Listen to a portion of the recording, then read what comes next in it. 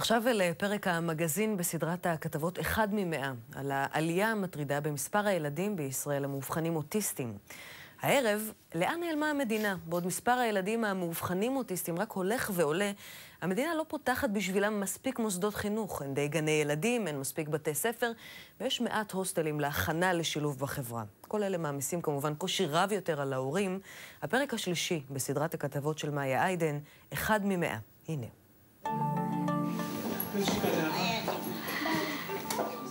אחד הדברים הכי חשובים לי בתור אבא, שאתה מגלה שיש לך ילד עם צרכים מיוחדים. אם היום אני לא אתן לו את הכלים שאני נמצא ויכול, שהוא יהיה חלק מהחברה, לא יודע מי יטפל בו אחר כך. דני, אבא של אוריאל, מודאג. למה אתה חושב שהוא עצוב? כי יש כמה מתנות. גם אורית, אמא של ענב, וגם דימה, אבא של מאיה. איך קוראים לך? מאיה. שלושת הילדים שלהם מאובחנים על הספקטרום האוטיסטי. אם יש משהו משותף לכל ההורים לילדים אוטיסטים שדיברנו איתם, הוא המאבק היומיומי שהם מנהלים בשביל הילדים שלהם. והמלחמה הזאת לא נגמרת מרגע האבחון, היא ממשיכה כל הזמן.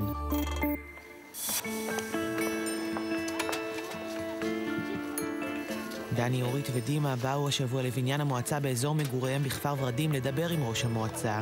כבר חודשים לא נותנים להם תשובות.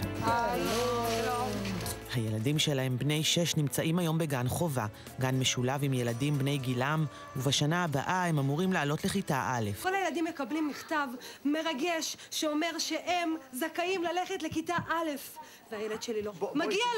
מגיע לו ללמוד, סיוון, תסתכל עליו, מגיע לו. קודם כל אין היום כיתה א' בכפר ורדים. למה אין? כי לא היו ילדים. אז הנה, עכשיו יש ילדים. יש לכם כי לא היו ילדים. הפתרון כרגע הוא לשלוח את הילדים לבית ספר לחינוך מיוחד מרחק שעת נסיעה מהבית.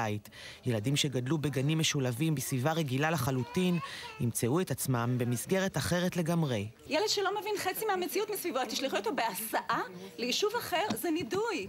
מחוץ לקהילה, למה? אנחנו לא טוענים שיש מקום לשים ילד במקום שלא מתאים לו. אבל בסופו של דבר, דיון כזה מתנהל יחד עם מנהלת המחוז של משרד החינוך, תוך כדי שבוחנים מה הפתרונות הנכונים.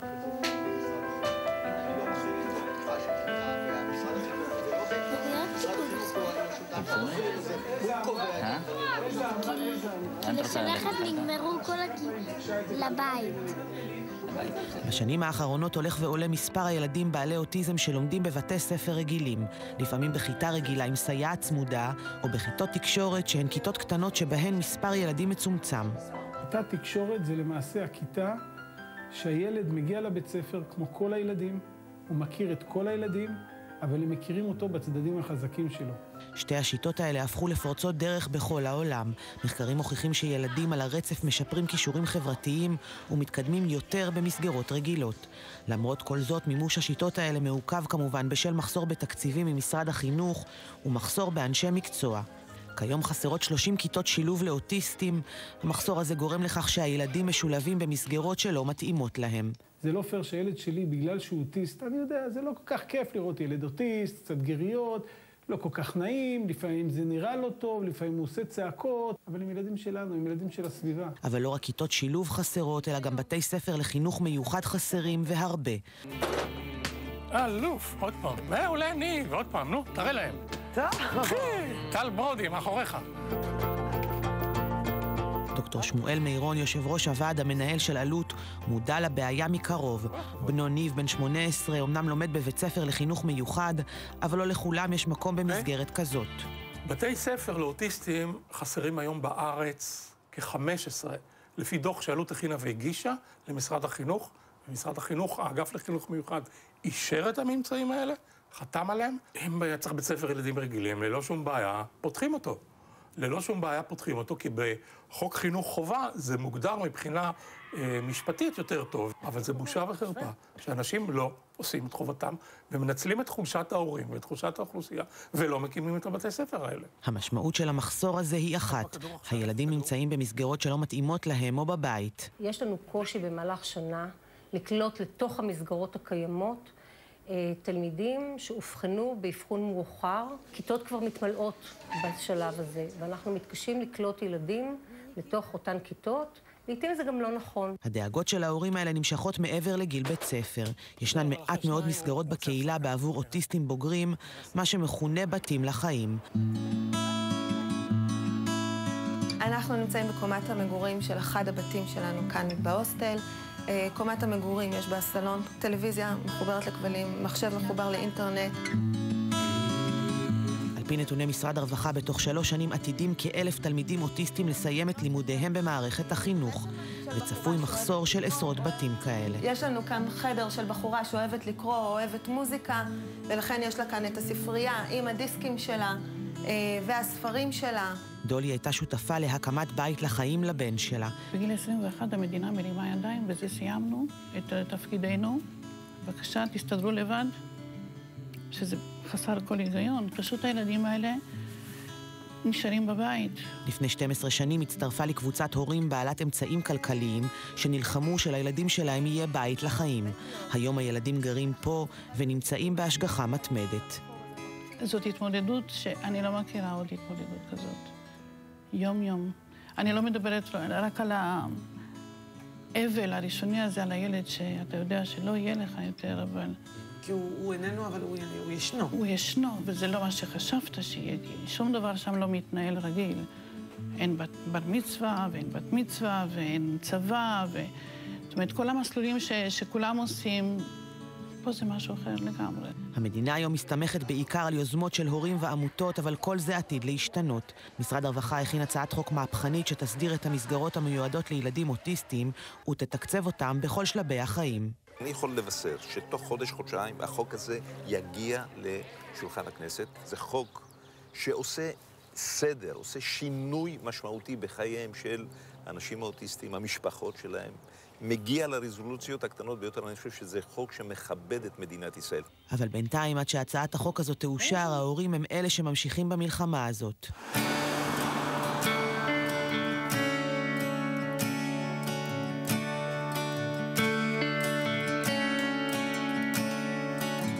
אשת בן 23 גר עדיין בבית, אבל הוא עובד במשרה מלאה כעוזר לשף קונדיטור. כבר 5 שנים הוא מגיע לכאן כל יום, מקבל משכורת ועובד עם הצוות. הוא, כן, מספר 1. הוא מגלגל קורסונים הכי טוב מכולם, אפילו יותר טוב ממני. והאספקט שהוא נותן, זה פשוט לא יאומן. הוא ממעט לדבר, אבל דווקא אנשי הקונדיטוריה מצליחים לתקשר איתו. מה אתה רואים לעשות עוד אשת? לחתוך עוגיות. אתה חותך המון עוגיות, נכון? כן. אתה כל יום בא לפה? כן. כמה שעות? 6 שעות. ומה אתה הכי אוהב לעשות? לקלקל קרואסונים. זה הפך להיות כמו הבית שני שלו, ממש משפחה, הוא אוהב לבוא לכאן, הוא אוהב לבוא לפגוש את האנשים, וכמו שראיתם, התקשורת שלו מצומצמת, אבל ההבנה שלו מאוד עמוקה, מאוד רחבה. זה חלומם של כל ההורים שדיברנו איתם, אלה שנלחמים שהילדים ישולבו בחברה מגיל צעיר באמצעות מערכת החינוך וגם לאחר מכן. הם עושים הכל כדי שהחיים של הילדים שלהם יהיו יותר קלים ומוגנים, ולמרות הקושי, יצליחו לקיים חיים נורמליים עד כמה שניתן. הם עכשיו מצלמים אותי פה, זה הפעם השלישית שאני מגיעה לפה, אז אני ממש מחוץ לתמונה שזה בדיוק ההיפוך המושלם מכל התקופה עד שהוא התחיל לעבוד. אני הייתי צמודה או בתמונה, בוא נגיד, ב100%, עכשיו אני אולי 20%. האחריות בעצם נפלה על אשת ועל המקום, והרצון שלו אין לו גבולות.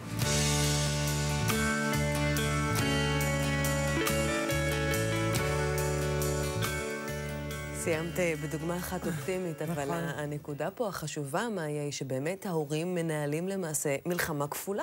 נכון, ההורים מנהלים מלחמה כפולה, הם גם מתנהלים מול הבירוקרטיות, והמערכת שיש לה את הזמן שלה, והרשויות, ובאמת כל מה שאפשר, והם גם נלחמים כדי שבבית ככה הילדים יהיה להם יותר טוב, ושהם יוכלו להתקדם, אבל במקביל הם מנהלים את המלחמה הזאת ברשויות. הצעת החוק שהזכרנו, אגב, בכתבה, היא הצעת חוק באמת מהפכנית, שאם היא תעבור, היא תעשה הרבה טוב גם להורים האלה, אבל בכלל להורים, לילדים בעלי מוגבלויות באופן כללי. אנחנו רק רוצים לתת את התגובות לסיפור בכפר ורדים. מועצת כפר ורדים מוסרת לנו שהיא משקיעה מחשבה ומשאבים אדירים במתן מענה מדויק ופרטני לכל אחד מילדי היישוב, בין אם הוא בעל צרכים מיוחדים ובין אם לאו. אנו פועלים על פי הנחיות משרד החינוך בכל הקשור למספר המינימום הנדרש של תלמידים בכל כיתת לימוד, ותגובת משרד החינוך לסיפור של כפר ורדים ממחוז הצפון נמסר שהמשרד בשיתוף עם הרשויות הרלוונטיות עובדים בימים אלה על מציאת פתרון ראוי לילדים. תודה רבה, מאיה, וכמו שאמרת, אני מקווה שבאמת החוק הזה יעבור ויהיה מבורך. ומחר בפרק האחרון בסדרה, איך משלבים את האוטיסטים בחברה בכלל